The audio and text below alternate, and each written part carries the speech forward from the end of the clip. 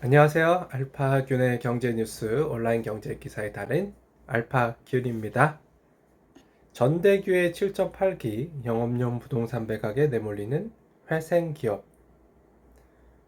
자산관리공사는요, 경영 정상화 가능성이 높고 영업현금 흐름 창출로 5년 내에 매각한 자산의 재매입이 가능하다고 판단되는 기업을 대상으로 자산 매입 후 임대 프로그램을 운영 중이다. 이는 회생 절차가 진행 중인 기업의 자산을 인수한 후 5년간 임대를 보증하고 임대기간 종료 3개월 전까지 우선 매수권을 부여해 계속 기업의 유지를 지원하는 것이다.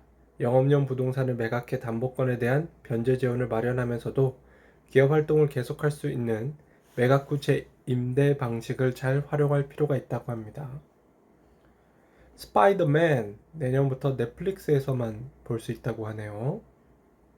자, 스파이더맨은요, 어벤져스 시리즈 중 하나로 대부분 마블 시리즈는 디즈니 자회사인 마블 스튜디오에 제작하고 디즈니의 스트리밍 플랫폼인 디즈니 플러스를 통해 반영되고 있다. 하지만 마블 코믹스는 디즈니에 인수되기 이전 한때 경영이 어려웠던 시절에 히어로 캐릭터들의 판권을 여기저기 내다 팔았고, 스파이더 만화에 나오는 각종 캐릭터에 대한 권리는 현재 소니 픽처스가 보유하고 있습니다. SK 하이닉스, 인텔 랜드 인수로 사업 안정성이 올라가고 있습니다. 9일 업계에 따르면 최근 한국신용평가는 SK 하이닉스의 신용등급 하향 조정 기준을 기존보다 완화했습니다. 기존의 하향 조정 기준은 연결재무제표 기준 에비타를 매출액으로 나눈 지표가 50% 미만 또는 순차입금 의존도가 3% 초과가 지속될 경우로 정의됐으나, 새로운 기준에서는 에비타 매출액 나눈 기준 45% 미만, 순차입금 의존도 15% 초과 지속으로 변경됐죠. 한신평은 기존 변경에 대해 인텔 랜드 사업 인수로 인해 랜드 사업 경쟁력이 강화되고 디램에 대한 의존도가 완화되는 등 사업 안정성이 제고되는 점을 고려해 하향 기준을 완화했다고 설명했습니다. 또 다른 신평사 한국기업평가는 지난해 말 SK 하이닉스 재무제표가 하향 조정 기준에 해당됨에 불구하고 등급 전망 조정을 하지 않았어요. 한기평도 인텔 사업 인수에 따른 사업 경쟁력 제고 수준을 재검토해야 한다는 점을 감안해 1차 딜 클로징 완료 시점에 등급 변동을 고려하겠다는 입장을 밝혔죠. 현 시점의 재무제표도 중요하지만 향후 포트폴리오 다각화에 따른 사업 구조 변화까지 종합적으로 검토하겠다는 의미로 풀이됩니다. 한국엔타이어 경영권 분쟁 2라운드, 조현식 대표이사 사퇴 무소식. 하지만 조 부회장의 공약이 시행되지 않으면서 경영권 분쟁 분위기는 좀처럼 수면 아래로 가려앉지 않는 모양새입니다. 당장 오는 21일 서울가장법원에 조 회장의 성년 후견 심판이 예고돼 있어 경영권 분쟁은 2라운드로 접어든 분위기고요. 조 회장은 이날 신문에 반드시 참석해야 한다는 의무는 없습니다. 업계에서는 조 부회장의 용퇴 시점이 주주들과의 약속 이행 여부를 결정지을 걸로 보고 있습니다. 조 부회장이 대표이사직을 즉각 사퇴해야 될 의무는 없지만 시기가 늦어질수록 약속을 지키지 않는 형상으로 보일 수 있어서입니다. 조 부회장의 임기는 내년 3월까지입니다. 네, 왼쪽이 형이고 오른쪽이 동생이네요. 김수환 기자입니다. 배터리 위기 미국, LG, SK 분쟁 최대 피해자라는 내용인데요. 이건 합의 전에 나왔던 내용입니다. 최근 포드와 GM 등 미국의 유력차 제조업체들이 전기차 시장 진출을 선언했지만 핵심적인 부품부터 수급이 어려운 상태다.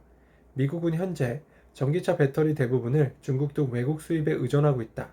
CNBC에 따르면 지난해 기준 미국에는 4개의 배터리 공장이 있는 반면 중국에는 93개가 있는 것으로 나타났다. 현재 추세라면 10년 뒤 2030년엔 미국과 중국의 배터리 공장 수는 각각 10개와 140개로 격차가 더 벌어질 전망이다. 전 세계 배터리 셀 제조와 부품 제조량 중 중국의 생산 비중이 각각 77%, 60%에 달하는 상황에서 미국의 해외 배터리 의존은 국가 안보의 문제라는 지적도 나온다. 배터리 광석 투자 자문회사 미네랄 인텔리전스의 사이먼 모거스 선임이사는 전기차가 21세기에서 가장 핵심이 되는 성장 산업이 될 것으로 보인다며 미국의 배터리 공급망 해외 의존은 국가 차원에서도 바람직한 안보 전략이 아니다 라고 꼬집었습니다. 어떻게 해서는 SK와 LG가 합의해서 미국에서 많은 공장을 돌려야 하는 미국의 입장이었죠. 조석이나 기자입니다. 매출 발생 국가의 세금, 구글 조세 비얌체지 끝날까? 라는 내용이고요. 국내 앱 마켓 시장 매출액 추정치는요. 구글 플레이가 5조에 가깝습니다. 애플 앱스토어가 1조 6천억입니다. 원스토어 SKT가 운영하고 있는데 8,800억 정도가 되죠. 업계에서는 구글의 국내 매출을 최저 5조에서 6조 이상으로 추산하고 있습니다. 국내 시장 점유율 70%에 달하는 앱마켓 구글 플레이의 2019년 매출 추정치가 5,700억 안팎에 달하고요. 여기에 유튜브가 거둬들이는 광고 매출을 감안하면 그 규모는 더 커집니다. 이는 국내 대표 플랫폼 경쟁 업체인 네이버 5조 3천억 원을 훨씬 웃돌죠. 하지만 납세 규모는 비교할 수조차 없습니다. 구글을 비롯한 ICT 다국적 기업들 다수가 싱가포르 등 9개의 서버가 있다는 이유로 한국 법인세 부과 대상이 아니라는 논리를 펴고 있기 때문입니다. 구글이 국내에 세금을 아예 내지 않는 건 아니에요. 기획재정부가 거두는 국외 사업자 부가세 징수 규모의 상당목이 구글과 애플에서 나옵니다. 구글 코리아가 계약한 온라인 광고 매출물에 대한 법인세도 내고 있죠.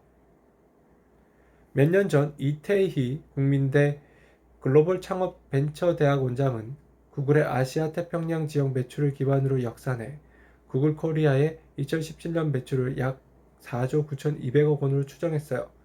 그의 구글 코리아가 낸 세금 추정치는 약 200억 원으로 네이버에 부과된 법인세 4천억 원에 한참 못 미칩니다. 이 대학 원장은 디지털 제한은 실질적인 생산이 이루어지는 것이 아니기 때문에 실제 서버를 어디에 두는지는 그리 중요한 문제가 아니다라며 그럼에도 불구하고 서버가 그곳에 있다는 이유로 그곳에만 세금을 낸다고 조세 회피 문제를 꼬집었습니다. 그는 구글과 비슷하게 고정사업장이 없는 플랫폼 사업자 모두 조세 회피에 해당한다고 덧붙였죠. 전날 미국이 제시한 국제조세안은 다국적 기업들이 국가별 매출 규모에 따라 해당 국가에 세금을 내게 하는 골자입니다. 통상 마찰로 번졌던 디지털 과세의 대안적 성격으로 해석되죠. 기재부 관계자는 새로운 과세 체계를 위한 협상이 본격화될 것이라며 법인세율을 높이는 것이 아니라 구글처럼 저세율 국가에 서버를 설치해 조세를 회피하는 다국적 기업을 일종의 타깃으로 과세 하한서를 매기자는 것이라고 설명했네요.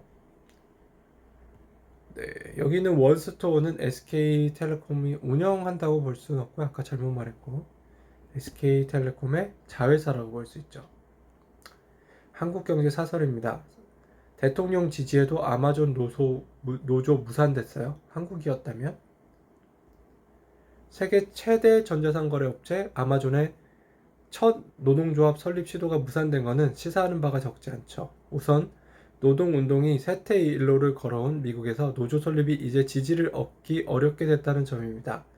미국의 민간기업 노조 조직률은 1973년 24%였는데 현재는 6%에 불과합니다. 엘리베마주 아마존 창고 직원 중 71%가 이번에 노조 결성에 반대했죠. 노조 없이도 회사 내 문제를 해결할 수 있는 수단이 있는데 왜 노조에 회비를 내야 하는지 납득할 수 없다는 게 이들의 입장입니다.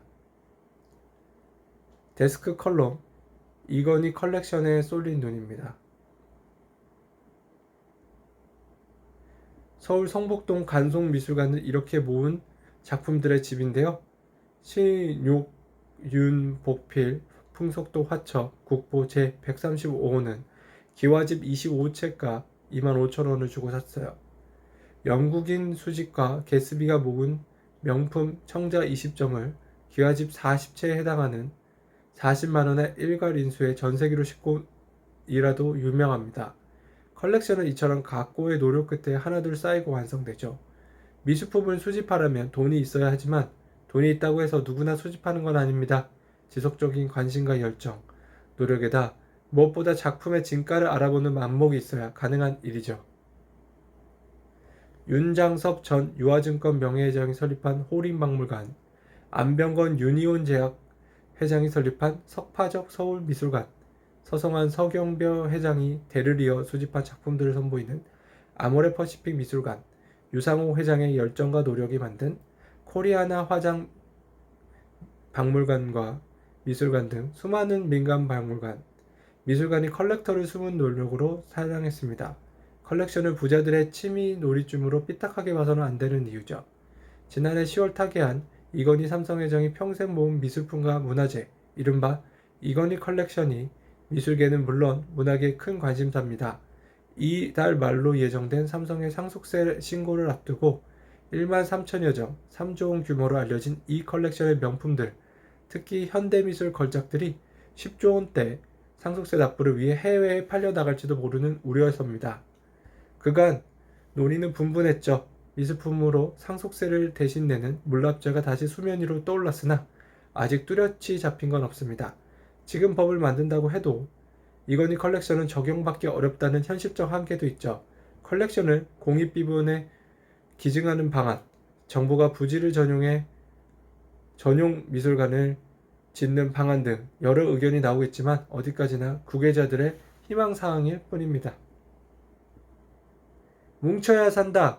출판 콘텐츠 MA 협업바람입니다. 11일 업계에 따르면 SK텔레콤의 엠마켓 자회사인 원스토는 최근 장르 소설 전문 출판사인 로크미디어를 인수하고 온라인 서점 예스24와 웹소설 웹툰 제작 합작 법인을 설립했습니다. 로크미디어는 판타지, 로맨스, 무협 등 장르물과 웹소설, 웹툰 등을 제작하는 출판 기업입니다. 1200여 종의 컨텐츠 판권을 보유하고 있으며 700여 명의 작가와 계약을 맺고 있죠. 원스토어는 로크미디어 인수로 확보한 컨텐츠를 이사회가 운영하는 컨텐츠 서비스 원스토어 북스와 SK 커뮤니케이션스가 운영하는 포털 사이트 네이트의 투넴북 등에 공급할 예정입니다. 예스24와 설립한 스튜디오 예스1을 통해서는 독자적인 웹소설, 웹툰 컨텐츠를 제작할 계획입니다. 직접 작가를 발굴하는 방식으로 웹소설과 웹툰을 제작한 뒤 이를 게임 영화화하는 방안을 그리고 있어요. 원스토어 측은 지난해 스토리 컨텐츠 분야의 연간 거래액이 전년 대비 40% 이상 증가하는 등 가파른 성장세가 이어지고 있다고 설명했네요. 지분 많이 확보했어도 경영권 장악 못했으면 승인 대상 대주주 아니다. 남정빈 기자입니다. A씨는요, 2013년 7월 옵티머스 전신인 에스크 베리스타스 자산운용 주식을 취득해 9.6%의 지분을 확보했습니다. A씨는 이 지분을 토대로 이사 1명과 감사 1명의 지명권을 받아 행사했고 회사 정관의 주요 내용도 변경했죠. 검찰은 A씨가 금융위원회로부터 승인을 받아야 하는 대주주임에도 불구하고 승인을 받지 않은 채 영향력을 행사했다며 그를 재판에 넘겼습니다. 자본시장법상 금융투자업체에서 발행 주식 총수의 1% 이상을 소유하고 경영 등의 지배적인 영향력을 행사하려면 금융위로부터 승인을 받아야 합니다. 게임 강자 넥슨 사료기업 또 샀네요. 넥슨이 인수한 기업들이 어떤 기업이 있습니까? 2013년 스토케 유모차 업체죠. 2013년 브릭링크 레고 거래 중개입니다. 2017년 코빗 암호화폐 거래소, 2017년 아그라 스텔릭 애완동물 사료, 2018년 비트 스탬프 암호화폐 거래소, 2019년 무스 패션 패딩 등 의류, 2020년 세레레 애완동물 사료. 이들이 투자하는 것을 보면 미래 트렌드를 알 수 있죠. 미래에 이런 트렌드로 갈 수 있다는 걸 볼 수도 있는데요. NXC는 2013년부터 인수나 지분 매입 방식으로 기업 약 20곳에 투자했고요. 김정주 NXC 겸 덱슨 창업자는 2014년부터 미국 벤처 투자사인 캘러버 랩 ETB 펀드의 파트너로 참여하고 있습니다. 이후 공유경제 기업, 전기 이륜차 기업, 콩고기 제조사 등에도 투자했죠. 쌍용차 법정 관리 이번 주 개시될 것 같습니다. 회생 절차는 회색 계획 인가 전 M&A를 통해 새 투자자를 확보하고 유상증자와 채무 조정 등을 반영한 회생 계획을 만드는 방향으로 흘러갈 가능성이 큽니다. 법원이 공개 매각을 진행하면 유력 투자자였던 HAAH 오토모티브도 입찰에 참여할 걸로 알려졌고요. 에디슨 모터스, K팝 모터스, 박석전 컴퍼니 등 6에서 7곳도 쌍용차 인수에 관심을 보이는 걸로 알려졌습니다. 송지훈 기자입니다.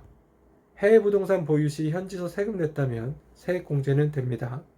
세법상 거주사가 해외 부동산을 취득 보유 처분할 경우 각 단계별로 국내에서도 납세 의무를 이행해야 합니다. 물건별 2억 원 이상의 해외 부동산을 취득할 땐 이듬해 종합소득세 확정 신고 기한에 해외 부동산 취득 및 투자 운용, 임대 및 처분 명세서를 제출해야 하죠. 3억 더 벌었어요. 퇴직연금 계좌로 해외 ETF 투자해볼까요? 일반 증권 계좌로 매년 400만원씩 S&P ETF에 투자하면 30년 후 평가 금액은 3억 정도로 나타납니다. 분배금에 대한 배당소득세 15.4%를 매년 납부한 결과입니다. 이 ETF를 30년 후 모두 매각할 땐 여기에 더해 4억 4천만원 정도의 세금이 부과됩니다. 결국 투자자가 손해지는 돈은 8억 정도 됩니다. DC형과 IRP 계좌에 200만원씩 30년 동안 투자하면 30년 후 평가 금액은 13억 정도 됩니다. 이 금액을 퇴직 후 일시금으로 수령하면 퇴직소득세와 기타 소득세로 모두 1억 9천만원 정도 내고 11억 정도를 받게 되죠. 일반 증권계좌로 투자했을 때보다 실수령액이 3억 정도 많은 셈입니다. 13억으로 불어난 퇴직연금 계좌 평가액을 일시금이 아니라 연금 방식으로 수령한다면 세금은 더 줄어들죠. 투자자가 61세부터 80세까지 20년 동안 연금을 받도록 납입기간을 설정하면 61세부터 70세까지 매년 6천만 원을 받고 71세부터 80세까지 매년 6,200만 원을 받습니다. 20년간 총 수령액이 12억 4천만 원입니다. 증권계좌로 투자했을 때보다 4억 원이 더 많게 되죠. 정설환 기자입니다. 고점 대비 15% 빠졌는데 금 이렇게 투자하면 되는구나 라는 내용인데요. 자, 금 투자 방법별 특징을 한번 볼게요. 그래프로 볼게요. 골드바 구매하면요. 거래 비용이 5%, 세금이 부가가치세 10%에서 15%입니다.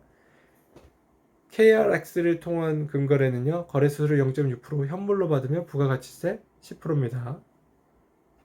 금 신탁 상품은요. 거래 비용이 없어요. 현물로 받을 때 부가가치세 10%입니다. 은행금 통장은 거래 수수료 2%, 매매 차익, 배당 소득세 15.4%입니다. 네, 여러분들은 어떤 거를 선호하십니까? 상하이 증시 1분기 GDP 발표 전년 대비 185% 증가 전망이 되고 있습니다. 이번 주에는 1분기 국내 총생산을 비롯한 주요 지표가 나옵니다. 16일 1분기 GDP와 함께 3월 산업생산 소매세 판매, 고정자산 투자 등이 발표되고요. 시장에선 중국의 1분기 GDP 증가율이 작년 동기 대비 15.8%에 달할 것으로 보고 있습니다. 뉴욕 증시 FOMC 정례 회의 앞두고 14일 베이지북 공개합니다. 오는 27일에서 28일 연방공개시장위원회 FOMC 정례 회의를 앞두고 14일 베이지북이 공개됩니다. 베이지북은 기존금리를 결정하는 FOMC 위원들의 기초자료인데요. 미국 경기는 발빠른 백신 배포 덕분에 급반등하고 있습니다. 베이지북이 이를 다시 확인해 줄 가능성이 높고요. 다만 경기 회복 속도가 예상보다 더 빠를 경우 시장의 긴축 우려를 자극할 수 있는데요. 제롬 파월 페드 의장은 별도로 14일 워싱턴 이코노미 클럽에서 열리는 토론회에 참석합니다. 물가 오름세에 대한 어떤 의견을 내놓을지 관심사가 보이네요. 한상춘의 국제경제 읽기 필라델피아 반도체 ETF 왜 삼성전자보다 핫할까요? 한국의 반도체 산업은 경제 대국의 패권 다툼과 깊은 연관이 있습니다.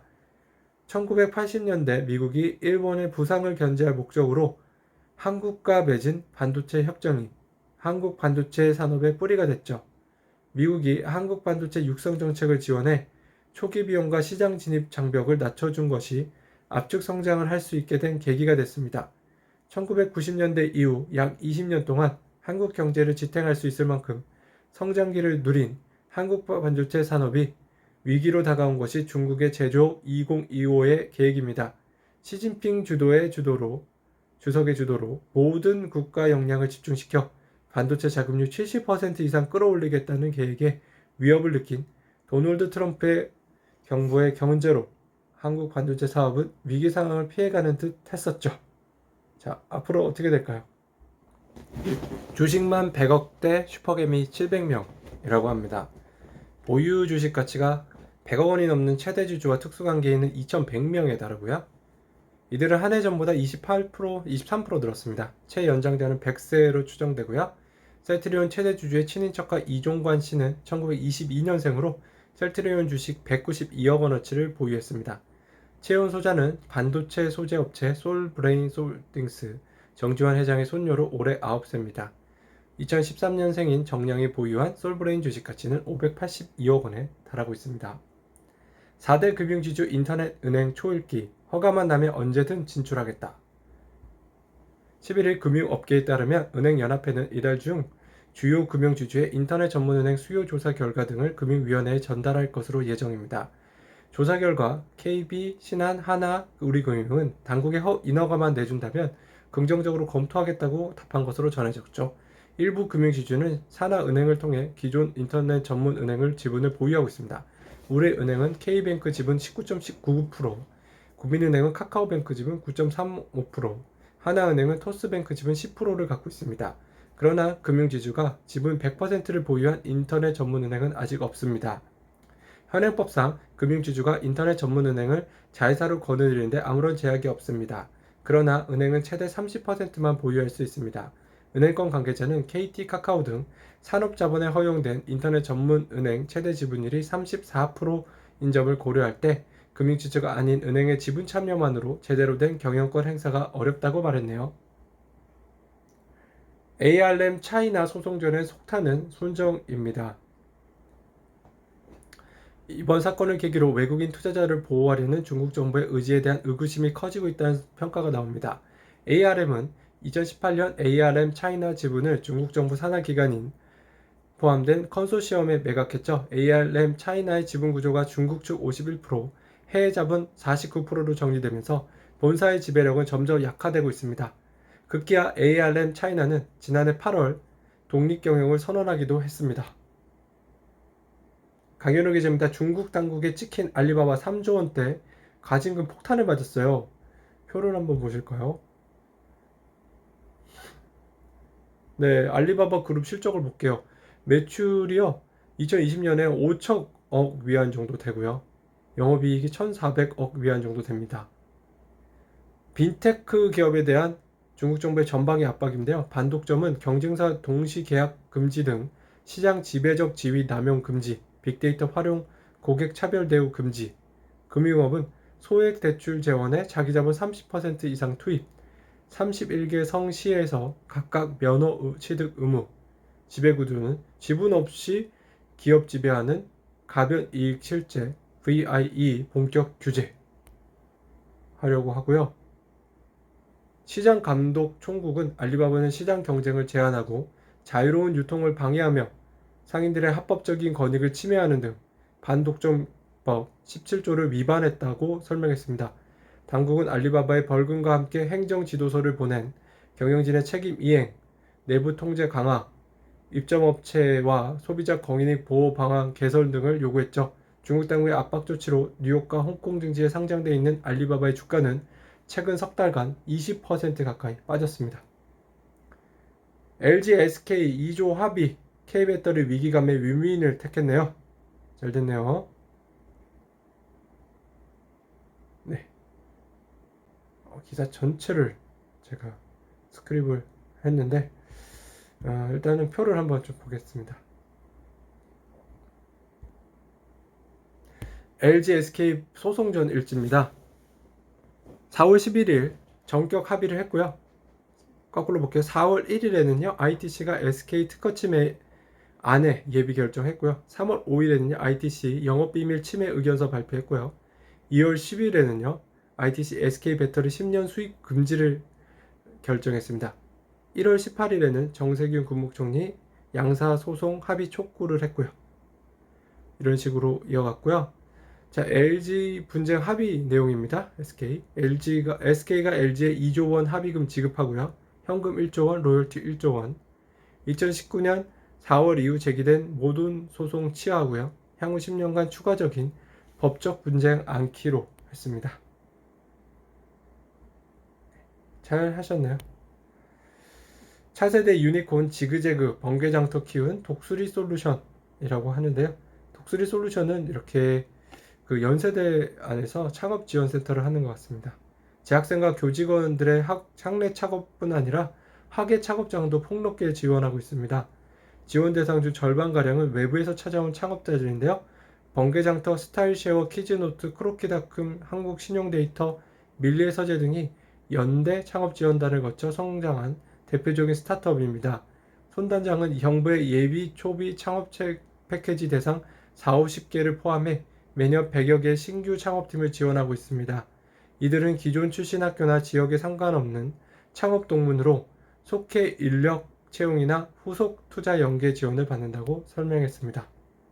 중간지주 세우는 SKT 14일 내부 설명에 인적 분할이 유력하다고 하네요. 장기적으로 SK그룹 지배구조의 큰 그림은 SK의 SK하이닉스 지분율을 높여 직접 지배하는 형태입니다. 최근 이어진 SK 주식의 SK텔레콤 이딴 자사주 매입을 배경을 이런 맥락에서 보는 시장의 해석도 많죠. 다만 SK텔레콤이 중간지주사를 설립하더라도 SK와 이른 기간 안에 2차 합병을 추진할 가능성은 크지 않다는 게 제게 관측입니다. 시장과 주주들의 가장 큰 관심은 SK텔레콤 기업 분할 방식인데요. 인적 분할과 문적 분할 중 무엇을 택하느냐에 따라 투자 유치와 사업 효율성은 물론 지배주주와 소액주주 등 주주들의 이해관계가 달라질 수 있습니다. 정부 규제와 승인 과정, 세금 이슈까지 영향을 미치게 되죠. 지난 2018년 박 CEO가 SK텔레콤 지배구조 개편 구상을 공개할 당시 문적 분할이 유력해 보였는데요. 문적 분할은 기존 회사가 신설회사 지분을 100% 소유하는 방식입니다. SK텔레콤 내 이동통신사업 MNO 부분을 분할한 뒤 MNO 사업 부분을 재상장하는 방식입니다. 물적 분할은 MNO 사업 상장을 통해 현금 확보할 수 있다는 장점이 있지만 지난해 LG에너지솔루션 물적 분할 사례처럼 지분가치 희석을 우려한 주주들의 반대가 있을 수 있습니다. 하지만 결론적으로 인적 분할 방식으로 가닥이 잡힐 걸로 알려졌는데요. 인적 분할은 주주들의 이해에 상대적으로 부합해 지지를 이끌어내기 수월하고 신사업 가치를 극대화할 수 있는 장점이 있습니다. 주주들은 분할 후 투자회사, 중간지주회사와 사업회사, 통신회사 지분을 모두 같은 비율로 보유할 수 있어 통상 인적 분할을 선호합니다. 박 CEO가 지난 주총에서 저뿐 아니라 주주와 구성원 모두 가장 많은 혜택이 돌아갈 수 있도록 하겠다고 한 것도 인적 분할 방식을 예고했던 것으로 풀이됩니다. 장기적으로 그룹 차원의 지배구조 그림을 완성하는 데 인적 분할이 유리하다는 판단이 작용했을 걸로 보이네요. 3조 원 거액 베팅 유니레버 소가리 AH 인수 2년째 실적 내리막을 걷고 있습니다. 네, 커버코리아죠. AH 실적인데요. 지금 매출이요. 2018년에요. 6,500억까지 올라갔다가 정점을 찍고요. 2020년에 이제 4,600억으로 떨어졌고 영업이익은 2020년에 864억으로 떨어졌습니다. 홈쇼핑 강자로 통하는 화장품 브랜드 AHC를 전개하는 커버코리아는 한국 토종 에스테틱 피부관리실 전문 브랜드로 출발해 2016년 6월 베인캐피털에 인수됐습니다. 2017년 9월에 다시 유니레벨에 팔렸고요. 유니레벨은 커버코리아를 3조 500억 원, 27억 달러에 인수했는데 이는 국내 화장품 업계 M&A 인수합병 사상 최고가에 해당했죠. 베인캐피털에 인수된 2016년 커버코리아 매출액은 4,295억 원으로 2015년 1,565억 원에 비해 150% 가까이 껑충 뛰었죠. 영업이익도 483억 원에서 1,807억 원으로 274% 급증했습니다. 유니레버 측은 실적이 엄청나게 증가하는 그림을 보여준 커브코리어가 중국에서 추가적인 성장이 가능할 것으로 보고 인수에 나섰습니다. 2017년 매출 5천억 원을 돌파한 커브코리아는 2018년에 6,580억 원의 매출을 기록하면서 순탄한 성장을 이어갔지만 3년 만에 매출액이 2016년 수준으로 주저앉았죠. 특히 지난해 코로나19가 창궐하면서 국내 면세점 채널에서 매출이 급락할 수밖에 없었습니다. 다만 국내 매출은 홈쇼핑이 주요 채널이었기 때문에 국내 화장품 기업 대비 타격이 오히려 덜한 것으로 추정되는데요. 홈쇼핑 채널은 코로나19 확산의 집에 머무는 시간과 재택근무 확산으로 오히려 호황을 보였죠. 네, 알파그냥 경제뉴스 1부는 여기까지입니다. 감사합니다.